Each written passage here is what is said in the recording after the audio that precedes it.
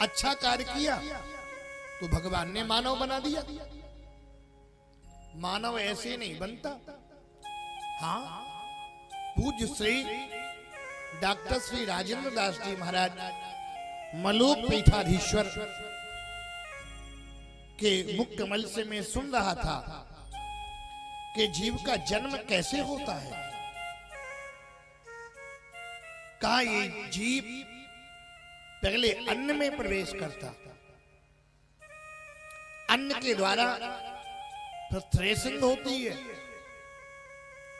और इसके बाद फिर चक्की में पीसा जाता है अन्न, और उसको फिर आटा को गूंथा जाता है, फिर अग्नि में पकाया जाता है, तपाया जाता है, तब अंदर जाता है और रज और वीर के माध्यम से ये प्रवेश करता है। कितनी यातनाएं सहनी पड़ती। इसके बाद अच्छा कार्य किया तुमने, मानव तो बनाया, पर मानव में भी श्रेणियां होती है।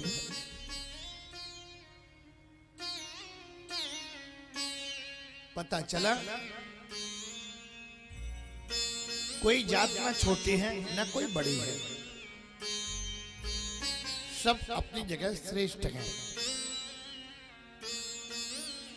पर शरीर में अंगों का अलग अलग महत्व होता है। सिर ब्राह्मणों से मुखमासीत बाहु राजन्या कृता, ये ब्राह्मण है। भुजाएं क्षत्रिय है, पेट वैश्य है, चरण शूद्र है। अच्छा कार्य किया, जन्म तो मिला, मानव तो बने, पर पता चला कि दूसरी जात में जन्म दे दिया, जिसको लोग समाज में हे दृष्टि से देखते हैं। मानव तो वो भी है, पर मानव हे नहीं हो सकता। अच्छा कार्य किया तो आपने वैश्य के यहां जन्म लिया, और अच्छा कार्य किया मानव जन्म बनने के बाद तो आपको क्षत्रिय कुल में जन्म मिला, और अच्छा कार्य किया तो ब्राह्मण कुल में जन्म लिया, और अच्छा मानव बनने के बाद तुमने कार्य किया ब्राह्मण बने। ब्राह्मण बनने के बाद भी अगर तुमने यम नियम साधना सदाचार समाज सेवा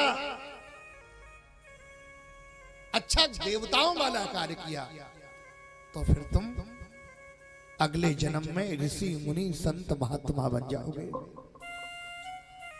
संत महात्मा बनने के बाद भी अगर तुमने अच्छा कार्य किया तो संसार के आवागमन से मुक्त हो जाओगे। मानव जन्म मिला प्यारे, तो ऐसा आचरण करो कि लोग तुम्हारी जब चर्चा करें तो लोग यही कहें विक्रम भाई बहुत अच्छे हैं, हमारे मदन भाई बहुत अच्छे हैं, मनोज जी बहुत अच्छे हैं, दीन बंधु बहुत अच्छे हैं, दीन दयाल जी बहुत अच्छे हैं। काम अच्छा करोगे तब, अच्छा नहीं करोगे तो लोग यही कहेंगे बड़ा दुष्ट था। प्यारे, जिसकी कीर्ति होती है वो मरने के बाद भी जीवित हुआ करता है समाज में। रहुगण नीचे उतर पड़ा और ज्ञान ले लिया, उसको लगा ये तो कोई त्यागी महात्मा है, मैं तो वैसे ही समझ रहा था। कभी कभी साधु संत को लोग ऐसे ही समझ लेते हैं, मूर्ख समझ लेते हैं। स्वामी विवेकानंद जिस समय शिकागो गए, स्वामी विवेकानंद एक वस्त्र पहनते थे, एक ओढ़ते थे। विदेशी छात्र छात्राओं ने स्वामी विवेकानंद का मजाक कर दिया, तुम्हारे भारत में कोई टेलर नहीं रहता ताकि वस्तु को सिलवा करके पहनो। स्वामी विवेकानंद ने कहा, हमारे भारत देश में चित्र की प्रधानता नहीं है, हमारे भारत देश में चरित्र की प्रधानता होती है। जिसका चरित्र उज्जवल होता है उसी का पाद प्रक्षालन किया जाता है। वहां के छात्र छात्राओं ने कहा, Swami ji, do you see my library, मेरे यहाँ की लाइब्रेरी देखना पसंद करोगे? स्वामी विवेकानंद ने कहा, यस यस। जैसे ही लाइब्रेरी में पहुंचे, विश्व के धर्म ग्रंथ रखे थे, हमारी भारत की गीता को सभी धर्म ग्रंथों के नीचे रख दिया। स्वामी जी से कहा, क्या कहना चाहोगे? आपकी भारत की गीता को सभी धर्म ग्रंथों के नीचे रखा। स्वामी विवेकानंद मुस्कुराते हुए बोले, ओ माय स्वीट चाइल्ड्स, मेरे मधुर बच्चों, तुमने सिद्ध कर दिया विश्व के धर्म ग्रंथों के नींव भारत की गीता है। जिस दीवार की नींव मजबूत नहीं होगी, वो दीवार कभी सुदृढ़ नहीं हो सकती। कितना अच्छा जवाब दिया। स्वामी विवेकानंद को दूसरे दिन पुनः ले गए लाइब्रेरी में। कहा, Swami ji, do you see my library? Yes yes. जैसे पहुंचे, आज सभी धर्म ग्रंथों के बीचों बीच भारत की गीता को रख दिया। क्या कहना चाहोगे? स्वामी विवेकानंद ने कहा, मेरे मधुर बच्चों, तुमने सिद्ध कर दिया विश्व के धर्म ग्रंथों का हृदय भारत की गीता है। जिसमें हृदय नहीं होगा वो जीवित नहीं रह सकता। तीसरे दिन पुनः ले गए। अब सबसे ऊपर भारत की गीता को रखा। स्वामी जी से कहा, क्या कहना चाहोगे? आपकी गीता को ऊपर रख दिया। स्वामी विवेकानंद ने कहा, मेरे मधुर बच्चों, तुमने सिद्ध कर दिया विश्व के धर्म ग्रंथों का मस्तक भारत की गीता है। इसे कहते प्रति उत्पन्न मति। हाँ, प्रति उत्पन्न मति भी हर किसी की नहीं होती। प्रायः मैंने देखा कुछ लोगों के नाक पर बाल जमा होता है,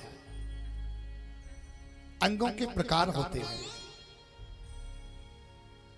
उस व्यक्ति की मेधा शक्ति बड़ी जोरदार होती है। आप अनुभव करना, व्यक्ति हाजिर जवाब देता है, उसकी बुद्धि प्रति उत्पन्न मति होती है। किसी किसी के कान आपने देखे होंगे, थोड़े से आगे को होते हैं, थोड़े से आगे को। वो व्यक्ति बहुत चतुर होता है। अनुभव करना। किसी किसी की ठोड़ी में गड्ढा होता है, वो व्यक्ति बड़ा मधुर होता है, बड़ा भाग्यवान होता है। हाँ, किसी किसी की हाथ में रेखाएं बहुत होती हैं, वो व्यक्ति सोचता विचारता बहुत होता होगा। अनुभव करना। किसी किसी कम होती है रेखाएं, वो व्यक्ति तत्काल निर्णय लेता है। कुछ लोगों के हाथ में रेखाएं मोटी होती है, वो व्यक्ति बौद्धिक कार्य नहीं कर पाएगा, शारीरिक कार्य करेगा। हाथों के प्रकार। आज स्वामी विवेकानंद ने जवाब दिया। रहुगण को ज्ञान हुआ, रहुगण वापस चले जाए। श्री परीक्षित जी महाराज ने कहा, वही भरत मुनि हिरण बने और जंगल में तप करने के लिए गए थे, तो हिरण से प्रेम हो गया था, तो अगला जन्म उनको हिरण बना था। हिरण का जन्म चिंतन करते करते हिरण का योनि में आने के बाद भी तो उन्होंने अंगिरा ऋषि के कुल में जन्म लिया था। पागल की भांति भ्रमण कर रहे थे। उनका कल्याण करने के लिए तो स्वयं भगवान ही पधारे थे।